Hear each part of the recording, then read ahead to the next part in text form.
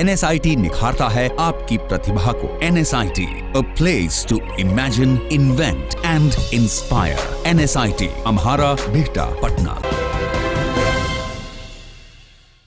नमस्कार, आप देख रहे हैं सिटी पोस्ट। मैं हूं अभिषेक मिश्रा। लालू यादव को लेकर एक किताब आई है, Gopalganj to Raisina, my political journey.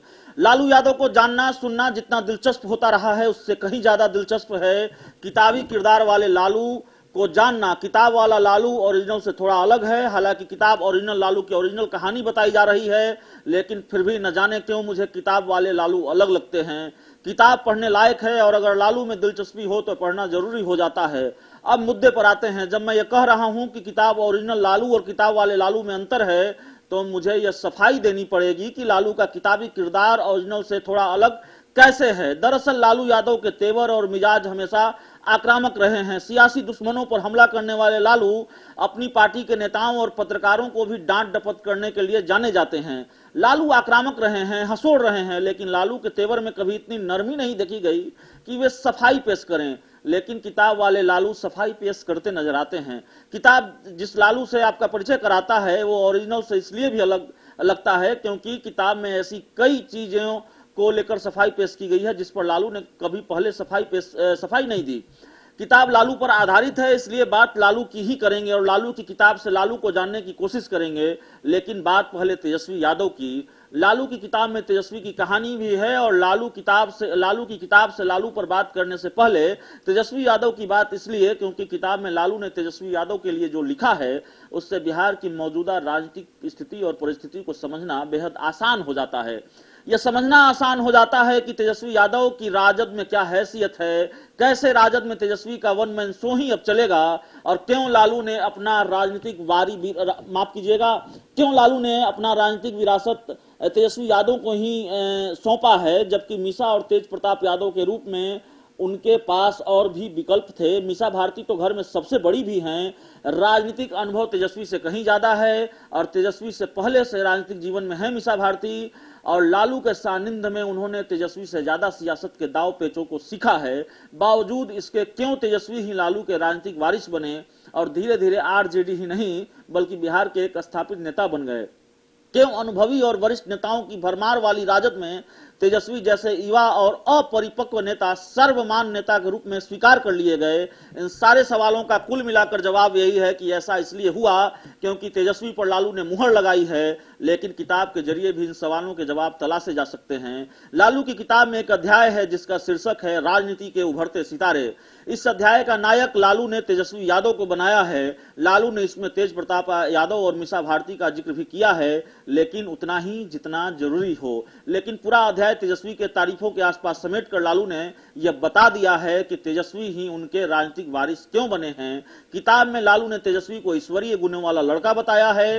Tejashwi Yadav को लेकर लालू ने अपनी किताब में लिखा है कि तेजस्वी हमेशा से ही आज्ञाकारी और विनम्र बच्चा रहा है। जब वो क्रिकेट खेल रहा था तो शायद ही कभी उसने मुझसे पैसे मांगे होंगे। वो पैसे भी कम ही खर्च करता है। उसकी जीवन शैली सरल है। उसने ट्रेनों बसों में यात्रा की और यहाँ तक कि कभी हवाई जहाज से यात्रा की तो वह भी अपनी कमाई से। न तो राबड़ी और न ही मुझे याद है कि उसने कभी यात्रा के लिए टिकट खरीदने का या फिर अपनी व्यक्तिगत जरूरतों के लिए पैसे मांगे हों। उसने क्रिकेट से मिले पैसों से ही अपने खर्चों का प्रबंधन किया था। वह एक विनम्र और अच्छा क्रिकेटर रहा है। लालू नीतीश पर तेजस्वी के हमलों से भी गदगद नजर आते हैं और इस खुशी को बयां करने के लिए एक तारीख का जिक्र करते हैं। लालू लिखते हैं कि 28 जुलाई 2017 को नेता प्रतिपक्ष तेजस्वी यादव ने नीतीश कुमार के विश्वास प्रस्ताव का विरोध करते हुए जिस तरह से अपनी बात रखी उससे उनकी राजनीतिक प्रतिभा और दृष्टि का संकेत मिलता है। बतौर मंत्री तेजस्वी के कामकाज से भी लालू बेहद खुश रहे हैं। लालू लिखते हैं, लोक निर्माण विभाग के मंत्री के रूप में तेजस्वी ने बिहार में विभाग से संबंधित कार्यों में तेजी लाने का जो काम किया उसकी केंद्रीय मंत्रियों ने भी प्रशंसा की। सड़क परिवहन राजमार्गों के केंद्रीय मंत्री नितिन गडकरी और फिर रेल मंत्री सुरेश प्रभु के साथ उसकी कुछ बैठकें हुई। भाजपा के होने के बावजूद मैंने गडकरी से तेजस्वी को प्रशासन और प्रशासन की कला में मार्गदर्शित करने के लिए अनुरोध किया था। सुरेश प्रभु ने भी तेजस्वी की प्रशंसा की जो दीघा पटना ट्रैक के बिहार सरकार को स्थानांतरण के सिलसिले में सुरेश प्रभु से मिलने गए थे। लालू ने लिखा है, बिहार की राजनीति में वह एक उभरते सितारे हैं। वह एक ईश्वरीय प्रतिभा वाला बच्चा है। उनके अंदर नेतृत्व की प्रतिभा है। पार्टी के मेरे वरिष्ठ सहयोगियों ने उन्हें अगली पीढ़ी के नेता के रूप में स्वीकार कर लिया है, वह जनता के साथ साथ प्रभावी तरीके से संवाद करने और पार्टी कार्यकर्ताओं का नेतृत्व करने में सक्षम है। जाहिर है लालू ने अपनी किताब में तेजस्वी यादव को लेकर जो लिखा है उससे स्पष्ट है कि तेजस्वी लालू के वारिस ही नहीं, उनके नायक भी हैं। किताब के जरिए लालू ने यह अभिव्यक्त किया है कि एक पिता के तौर पर लालू ने तेजस्वी में क्या देखा है, उनके लिए क्या प्रयास किए हैं और सियासत में उनको मजबूती के साथ स्थापित करने के लिए अपने दुश्मनों से भी सियासी दांव पे सीखने की सीख दी है। तेजस्वी यादव आज राजद के सर्वमान्य नेता बन गए हैं। पार्टी की राष्ट्रीय कार्यकारिणी की बैठक में यह ऐलान कर दिया गया है कि न सिर्फ तेजस्वी यादव पार्टी के एकमात्र नेता होंगे, बल्कि 2020 के विधानसभा चुनाव में मुख्यमंत्री पद के उम्मीदवार भी होंगे। अब यह सवाल ही बेईमानी हो जाता है कि आखिर राजद तेजस्वी के हवाले से ही क्यों, माफ कीजिएगा, आखिर राजद तेजस्वी के हवाले ही क्यों कर दिया गया, या फिर आरजेडी में अब वन मैन शो ही क्यों चलेगा, क्योंकि लालू अपनी किताब में इसका जवाब दे चुके हैं। तेजस्वी में उनको संभावनाएं नजर आती हैं और तेजस्वी उन्हें ईश्वरीय प्रतिभा वाले बच्चे लगते हैं। जाहिर है यह भरोसा तेजस्वी को अपनी विरासत सौंपने के लिए पर्याप्त कारण है और लालू ने यही किया है। बहरहाल लालू की किताब से बस आज इतना ही, लेकिन लालू की किताब में बहुत कुछ है जिस पर बात हो सकती है।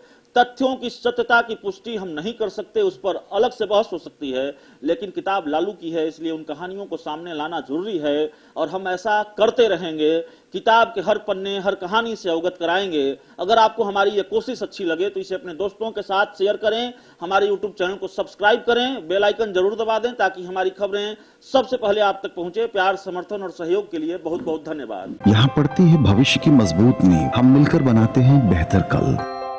गोपाल नारायण सिंह यूनिवर्सिटी, आपके बेहतर कल के लिए। क्या आप जानते हैं कि घर बैठे आप अपनी स्वास्थ्य समस्याओं का सलूशन पा सकते हैं सॉफ्ट केयर मोबाइल ऐप के द्वारा। अधिक जानकारी के लिए आप संपर्क कर सकते हैं। हमारे फोन नंबर्स हैं 9472981111, 9472982222। Soft care app, solution at your finger tips.